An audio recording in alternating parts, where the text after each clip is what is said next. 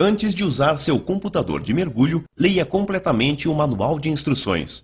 Os computadores variam quanto às funções e o layout, mas, no mínimo, quase todos fornecem seus limites sem parada antes de um mergulho.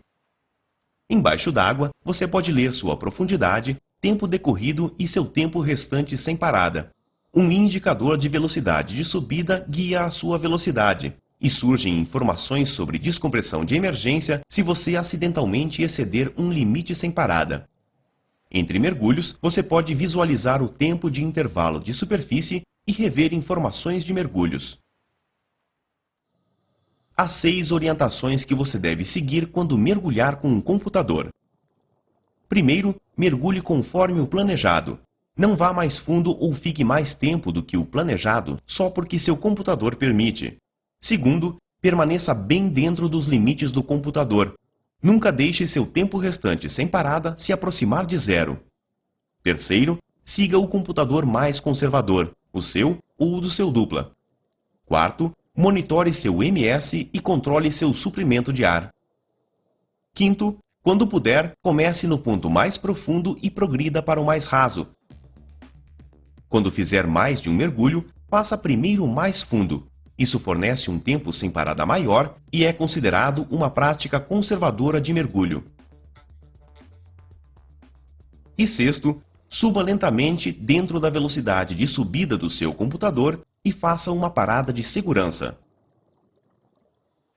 Quando estiver pronto para planejar seu mergulho, você ativa seu computador pressionando um botão ou tocando contatos. Concorde com seu dupla sobre um tempo e profundidade máximos com base nos limites sem parada listados. Lembre-se de que os mergulhos repetitivos têm limites sem parada mais curtos e que mergulhos mais rasos e em multinível têm limites mais longos. Uma maneira é consultar periodicamente os limites sem parada até o computador mostrar o tempo desejado.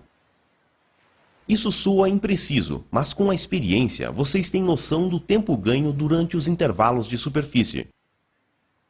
Outra maneira é usar o modo de planejamento de mergulho do seu computador. Nem todos permitem isso, mas com alguns computadores, após um mergulho você pode inserir intervalos de superfície e profundidades e eles mostram os tempos sem parada.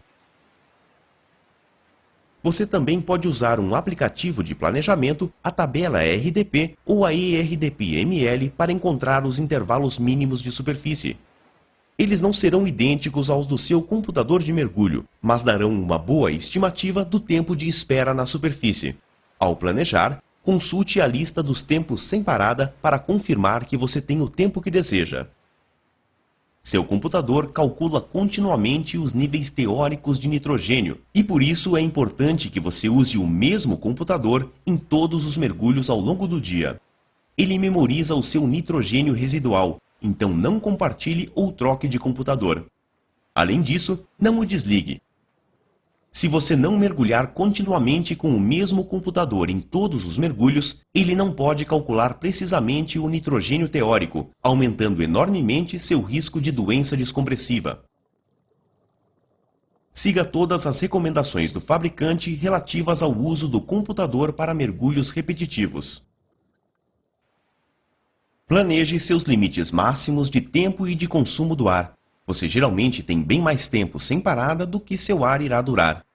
Você inverte o mergulho com base em qualquer limite que você ou seu dupla atingir primeiro: tempo, ponto de retorno do suprimento de ar ou tempo restante sem parada.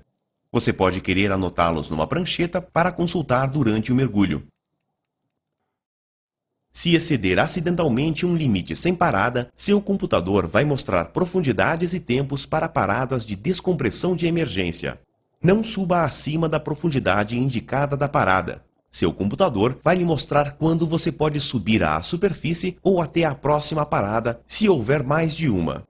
Embora seja importante completar as paradas de descompressão de emergência, não fique sem ar tentando fazê-las. Complete o máximo de paradas que puder, mas poupe ar suficiente para voltar à tona e sair da água. Fora d'água, relaxe, respire oxigênio de emergência se disponível e monitore-se pelos sintomas de doença descompressiva. Não mergulhe por pelo menos 24 horas. Muitos computadores entram em modo de erro por este período se você não completar uma parada de descompressão obrigatória. Para ajudar a reduzir e a controlar este risco, mergulhe sempre bem dentro dos limites dos computadores e das tabelas de mergulho. Além disso, mergulhe de modo seguro. Suba lentamente após cada mergulho a no máximo 18 metros 60 pés por minuto, ou mais lento se especificado pelo seu computador. Faça uma parada de segurança aos 5 metros 15 pés. Todas essas práticas o ajudam a se manter bem dentro do que o previsto pelos modelos descompressivos. Falhas em computadores de mergulho são muito raras. A maioria faz uma autochecagem e confirma a carga de bateria ao ser ativado. Se o seu computador falhar durante um mergulho, há duas opções. A primeira é subir, fazer uma parada de segurança e encerrar o mergulho. Ao mergulhar bem dentro dos limites, você deve estar dentro dos limites aceitáveis de nitrogênio. Se você tiver dois computadores e veio mergulhando com ambos, a segunda opção é continuar com o que está funcionando. Se seu computador falhar entre mergulhos e veio mergulhando com dois, você pode fazer outro mergulho com aquele que está funcionando. Já se você mergulhou com um único computador e ele falhou, pode ser possível continuar mergulhando usando as informações de tempo e de profundidade com as tabelas de mergulho, um profundímetro e um cronômetro. Caso contrário, você terá que esperar de 12 a 24 horas para voltar a mergulhar com um computador que funcione. Os modelos descompressivos dos computadores e tabelas de mergulho são baseados em mergulhos no nível do mar. Na altitude, a pressão é menor, então voar após mergulhar ou mergulhar na altitude pode aumentar o risco de doença descompressiva.